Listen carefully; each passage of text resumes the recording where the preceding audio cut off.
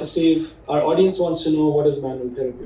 If we look at the available definitions of what is manual therapy, the International Federation of Orthopedic Manual Therapists has a definition, and the American Academy of Orthopedic and Manual Physical Therapists has a definition.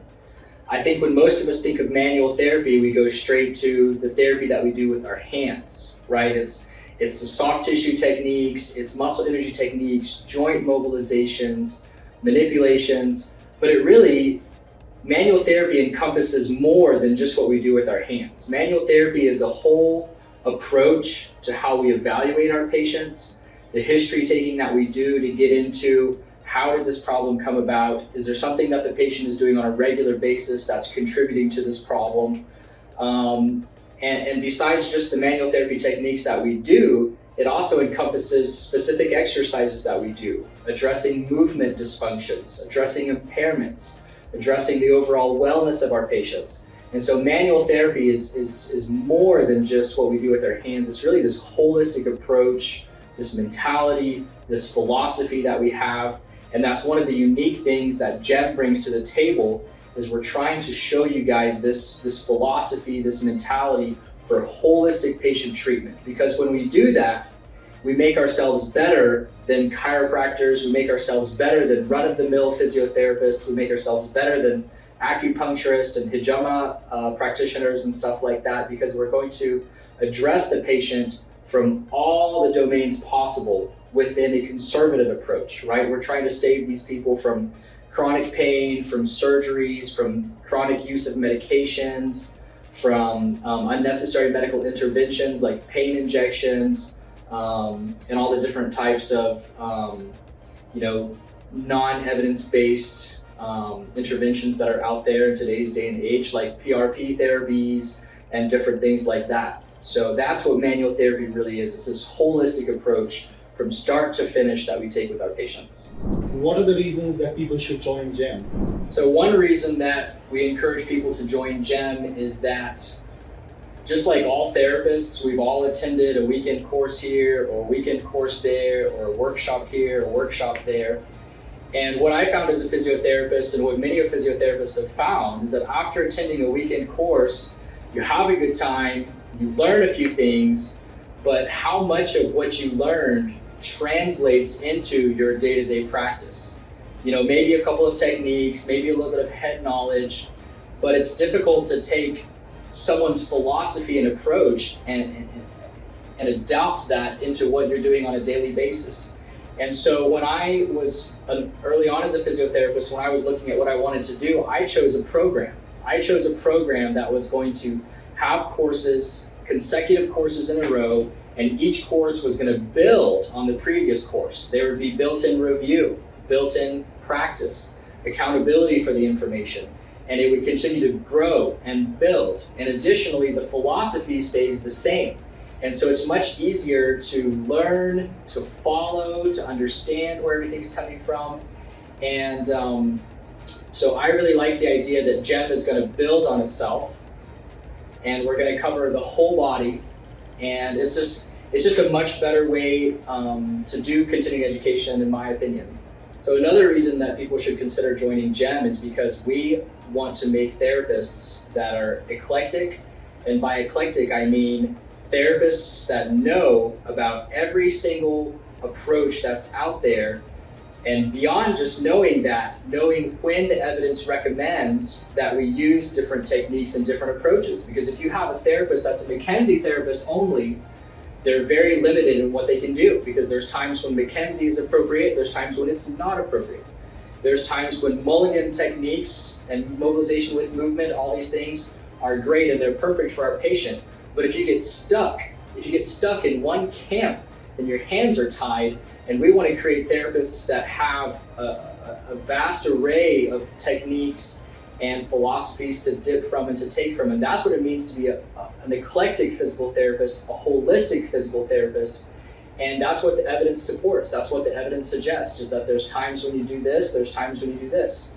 And so we don't want our physiotherapists out there to say, oh, I'm a Mulligan therapist, I'm a McKenzie therapist, I'm a chiropractic therapist, I'm an osteopathic therapist. We want to create therapists that can do a little bit of everything, and have this inexhaustive resources at their fingertips so that we can benefit our patients more. That's one reason you should join GEM, is because that's the approach that we're taking. That's the training that Dr. Singh and I both have from various fellowship programs in the United States, and that's the approach that we want to bring to therapists around the world. So another reason that people should join GEM is because between Dr. Singh and myself, we are very rare breed of physiotherapists. There's very few PTs in the United States, much less the world, that have the amount of training, the set of credentials, the knowledge, skills, and expertise that we have. So for example, in the USA, all physical therapists go through a doctoral program now, which means they have to get their bachelor's, 4 years, and then they have to get their doctorate of physical therapy, which is 3 years. And after getting their doctorate, physiotherapists are basically practitioners that can step into any setting: pediatrics, geriatrics, hospital, wound care, outpatient clinic, sports team. But because of the breadth of knowledge that they have to have coming out of PT school, the depth of knowledge is not sufficient. It's not what it should be. So therapists come out, they're ready to get started, but they're missing so much in order to be effective physiotherapists and stuff like that. And so going outside of doctorate of physical therapy, you can specialize. In the USA, there's about 13 to 15 different specializations you can do. So Dr. Singh is an orthopedic specialist and a sports specialist. Those are very difficult. The first time pass rate on those exams is between 20 and 40%. And I'm an orthopedic clinical specialist. Beyond that, you can enroll in fellowship programs. And the fellowship program is very similar to what we are trying to offer with GEM, with our 1 year of courses and then hands-on training after that, working under a mentor, working under a GEM mentor. And so, the fellowship program that we've done is basically postdoctoral work. It's about 2 to 3 years of additional coursework, classroom training, and then anywhere from 150 to 440 hours that we spent working with the best of the best physiotherapists in the United States, and having every move, every treatment technique, every decision, everything that we did was heavily scrutinized by another physiotherapist, the best of the best. And so it's really training that's unparalleled. It is at the absolute pinnacle, the absolute top of clinical education in the USA, and really, in my opinion, around the world. And so this is what we're bringing to our students. This is what we're bringing to physiotherapists all around the world. Is the top of the top education, the top of the top knowledge, skills, techniques, patient handling, patient education. How can we be effective, safe physiotherapists? How can we get our patients better quicker? How can we help you guys to diagnose problems and get to the root cause of the problem much faster, so that you can enjoy your job, get patients better faster, and really become better known in your community, in your clinic, and get better known, potentially in the region and even in India. So we're looking for the next generation of physiotherapists, the next generation of leaders to come on with us and learn from us. And we are eager to teach anyone who's willing to learn. So jump on board. We look forward to having you.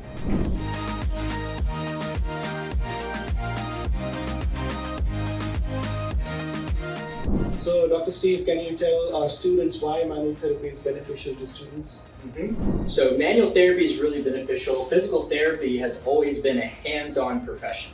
And there's something about putting our hands on patients that just brings about this attitude, this mentality in the patients that they're really getting treated, they're really getting some value. And putting your hands on patients sometimes when doctors won't, there's just a special connection there. But more than that special connection, manual therapy is something that over time has just proven to be a really effective conservative intervention. So why is manual therapy important? Why do we want to be doing that?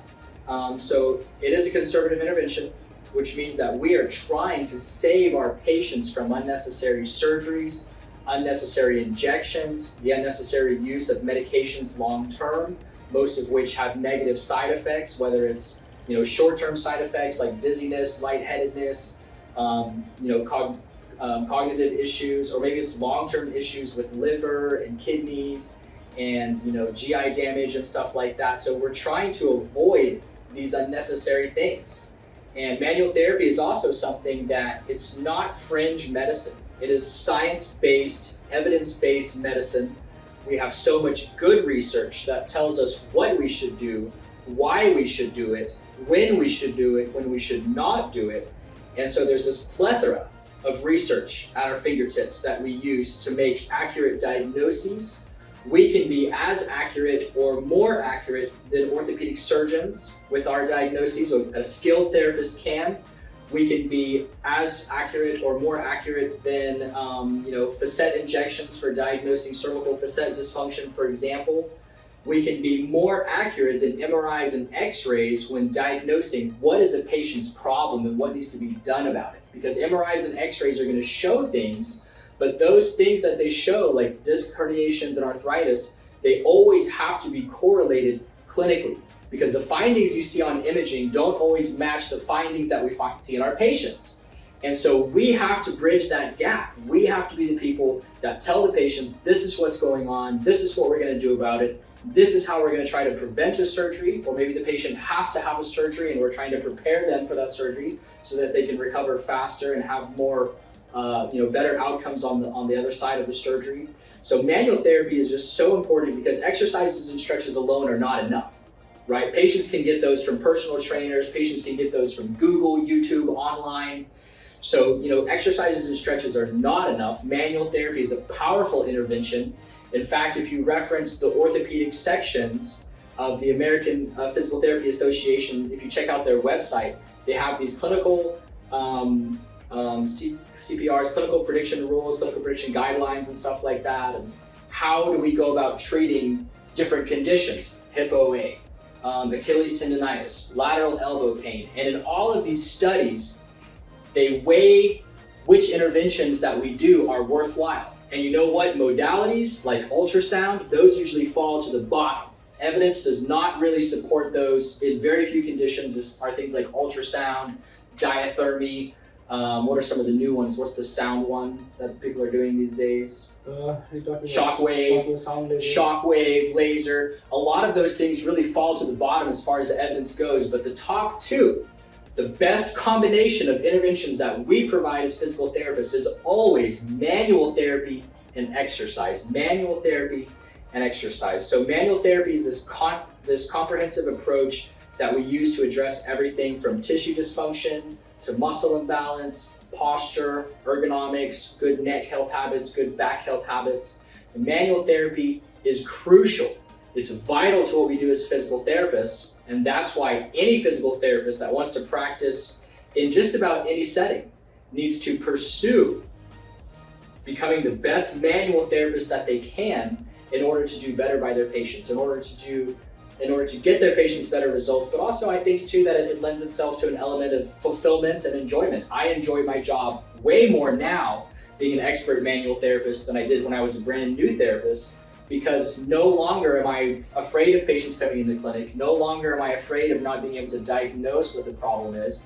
And when I treat patients quickly and effectively, even patients that other therapists have seen and they haven't gotten better, I enjoy that so much. And I really feel like I'm doing some good for society, like I'm helping these patients and stuff like that. All the time and effort and work that I've put in over the last 10 years is now paying off. And we want to give back to therapists all over the world and do the same for you guys. So this is why manual therapy is beneficial. This is why it's important. It's wonderful for our patients. It's also wonderful for our therapists. So you guys should jump on. We look forward to having you. See you soon. Dr. Ford, can you tell us about the syllabus and curriculum of GEM's fellowship program? Yeah. So GEM's program is going to be a one-year certificate program in which there's 12 core courses that you'll take. We will have one required elective. We're going to provide about 5 to 10 different electives to choose from, really top-notch stuff.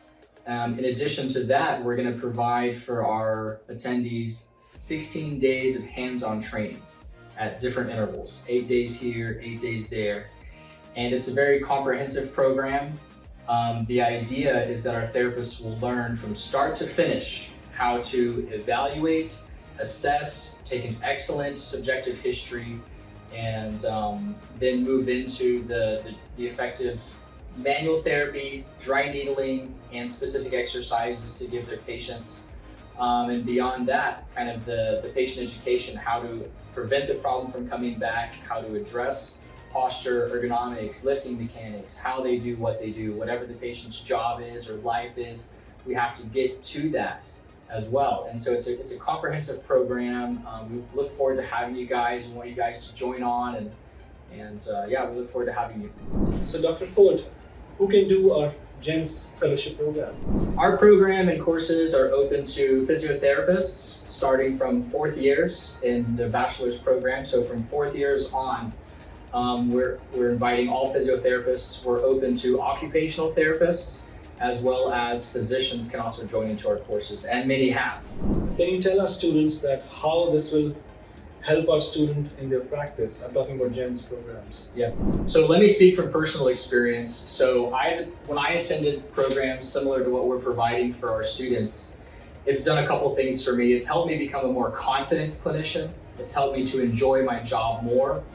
It's helped me get better results and outcomes with my patients.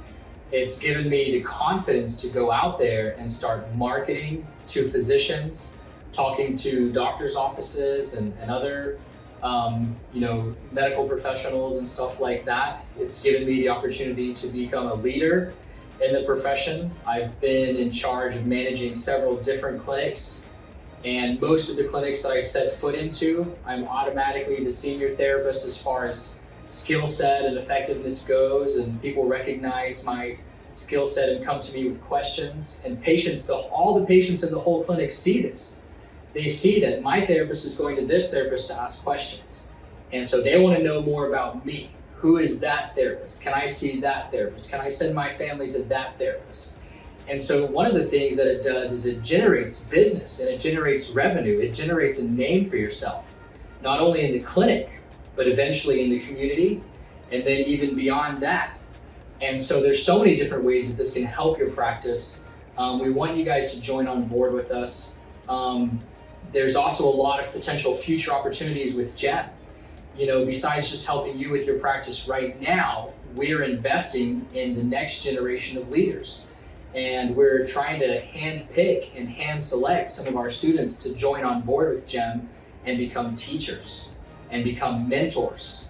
And that's another way that you get to grow, throw some certificates on the wall, get a better name for yourself, even generate revenue through some of these avenues that we're talking about, So for sure, there's so many different ways that can benefit you guys. You guys just have to, put in the hard work, and then you begin to realize the benefits just like we are today. So we look forward to having you. But Dr. Ford, can you tell us why students should choose GEM? GEM is a really unique program, and I don't think there's anything like it in the whole world.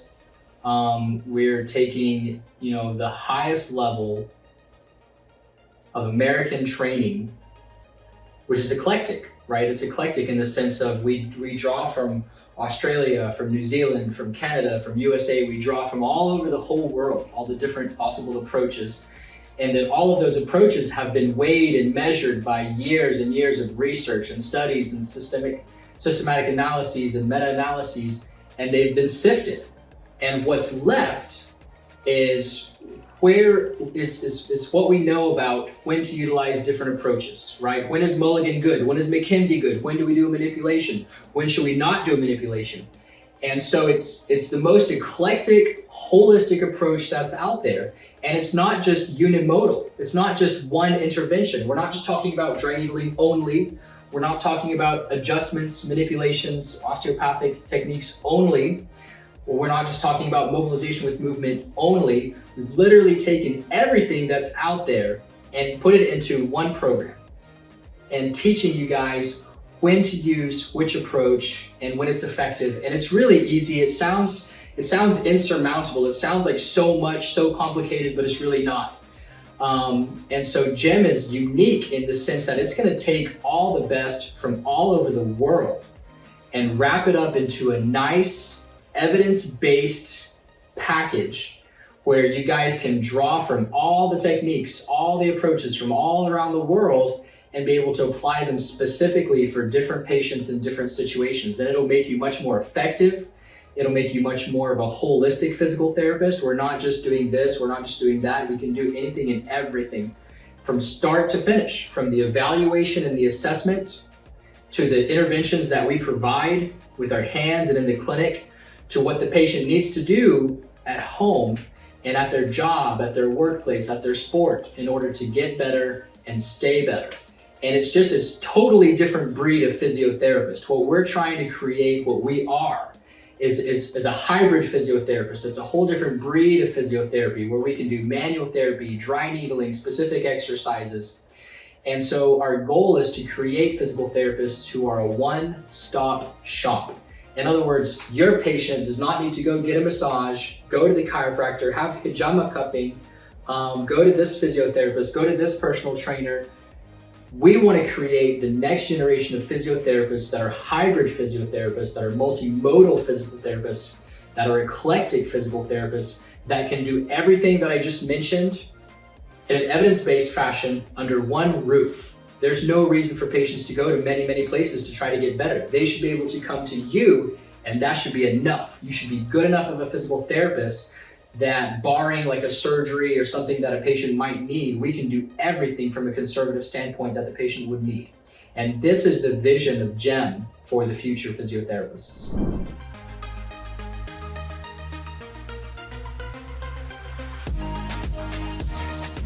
Okay, Dr. Singh, would you like to tell us a little about yourself so that our students can get to know us better? Okay, so I'm Dr. Tejinder Singh, people call me TJ.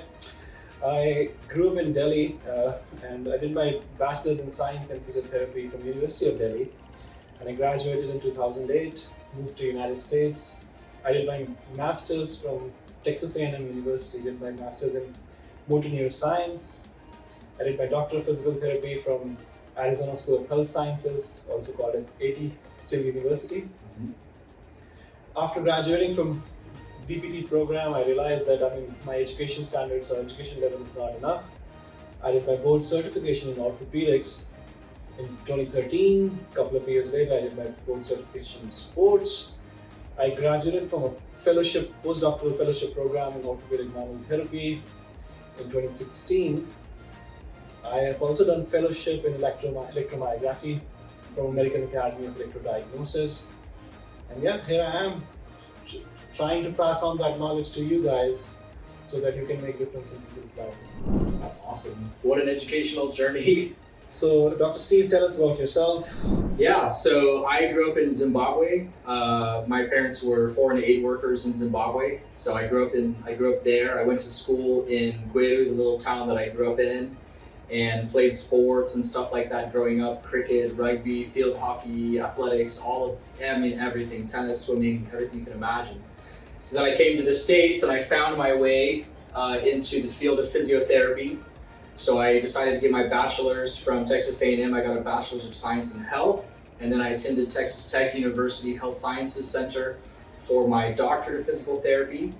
And within my first year of practicing as a physiotherapist, I was fortunate enough to work with some really tip-top physiotherapists. One of them was Dr. Singh here, and the other one is Dr. Wilson. She's currently a pelvic floor physiotherapist, but at the time she was an orthopedic physiotherapist, and she had just finished taking her orthopedic specialist exam, and she was just finishing up a fellowship program, very similar to what we're trying to offer with GEM. And it was amazing to me how quickly she was getting patients better. And she'd have a patient come in with 8 out of 10 pain. Dr. Singh would have a patient come in with 8 out of 10 pain, and they would provide some manual therapy, some treatment, and the patients were getting better, chop, like really quickly. And as a new therapist, I was struggling. I was struggling to diagnose my patients. I was struggling to effectively treat my patients. I had patients with pain that they could put their finger on it. I could put my finger on it, but it didn't matter what we would do, the pain would still stay the same, or I would not be able to really influence it one way or the other. And so after a couple of times of having Dr. Singh or Dr. Wilson come over and help me with my patients and treat them really fast, I said, I need to know what they know. I recognize that there's a different level of physical therapy and I'm not there. And so I began my postdoctoral educational journey. I studied for my orthopedic clinical specialist exam. I took it and I passed it. So I'm an orthopedic clinical specialist, which I think makes you better at diagnosing and treating patients, especially in an evidence-based manner.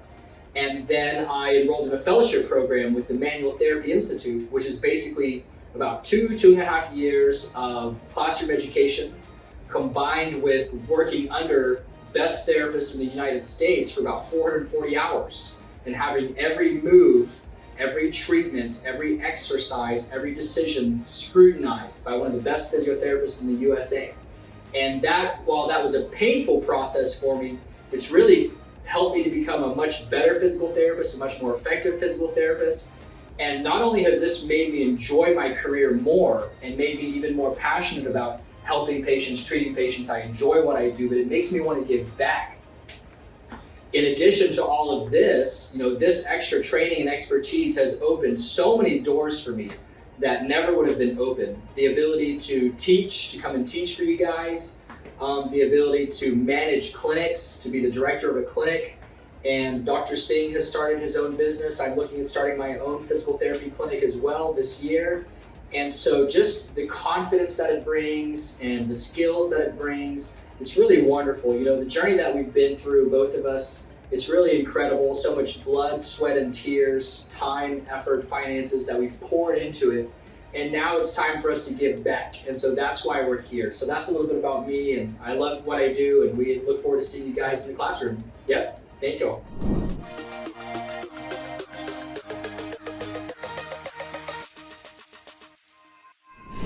So let's talk about anterior nominal rotation and posterior nominal rotation in open kinematic chain and closed kinematic chain. So when patient is in supine lying, anterior nominal rotation causes the leg to become longer, and patient sits up, it becomes shorter. With posterior nominal rotation, when patient is in supine lying, the leg is shorter, and when patient sits up, it becomes longer. So the mnemonic is SLP. But things are different when you're testing the patient in standing position or a closed kinematic chain. So this is my patient. If we create an anterior nominal rotation here, okay, we're trying to exaggerate it. The patient has a tendency to move towards the midline, and what patient would do is probably medial rotate the femur, flex the knee, medial rotate the tibia. We're trying to exaggerate this just to show you, and try to do a little bit of pronation, adduction at the hind foot. And because the patient is flexing and moving towards the midline, that shortens the leg. Okay? And we're just exaggerating it to show you. And what is happening is your quads are becoming actively insufficient, especially your rectus femoris, and glutes are becoming actively insufficient just because of anterior nominal rotation. Okay? When we talk about posterior nominal rotation, okay, we're just trying to exaggerate just to show you guys. What happens is you're shifting weight posteriorly and laterally, and you can see that patient is trying to hyperextend. Hyperextension lengthens the leg, and patient is trying to put weight on the outside of the foot, thus trying to move away from the midline, and that lengthens the leg. And that's why the interpretation of supine to sit is very different when you're trying to analyze this in closed kinematic chain position.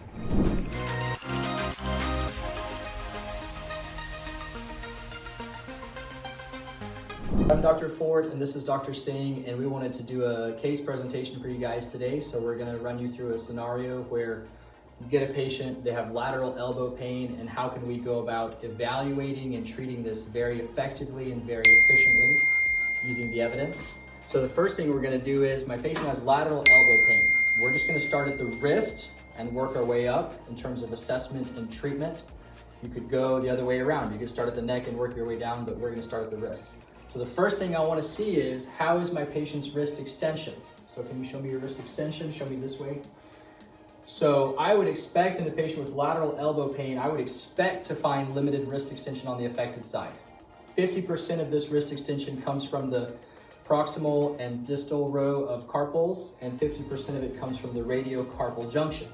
So if we find limited wrist extension, there's a manipulation to address that. Dr. Singh, if you'll come stand over here, I'll demonstrate that.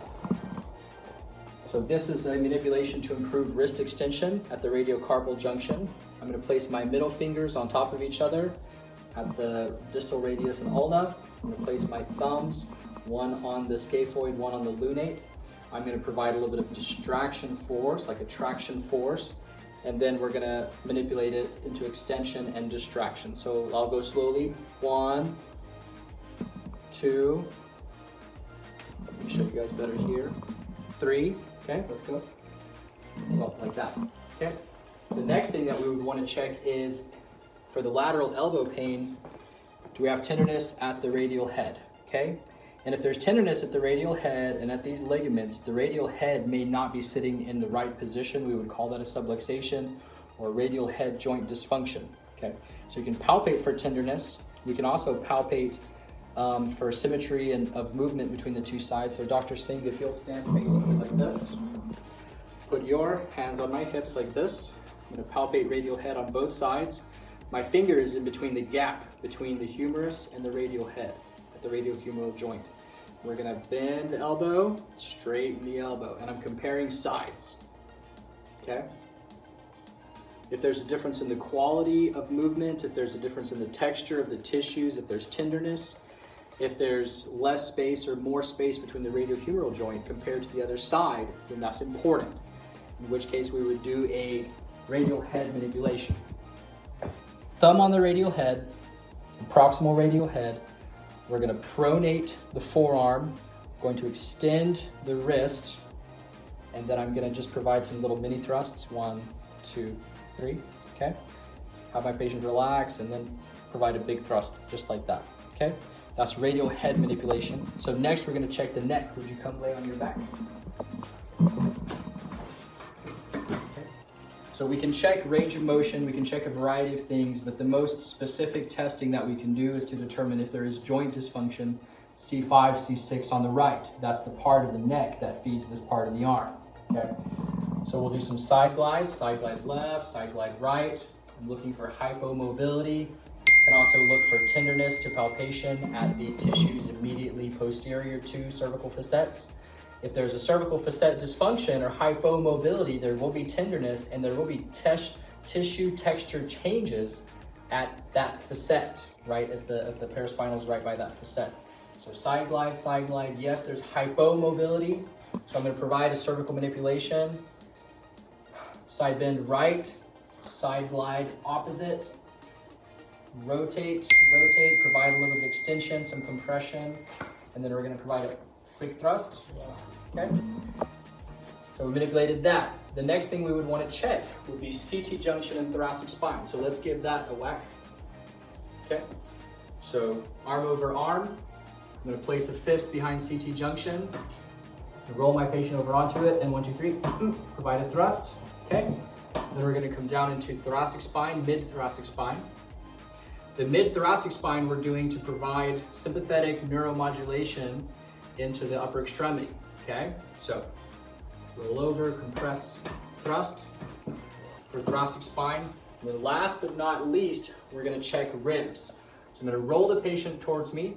We're gonna check from first rib, second rib, third rib.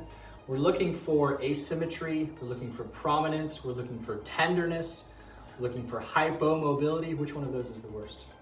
Maybe what? Would you say there? Okay. So we've got a rib dysfunction. We're going to go ahead and clear it out because anywhere from first, second, third, even fourth rib can potentially cause pain in the arm from the intercostal brachial nerve. So let's go ahead and give that a thrust. Just relax. I'm going to roll you over onto that rib and we're going to thrust it. Okay. All right.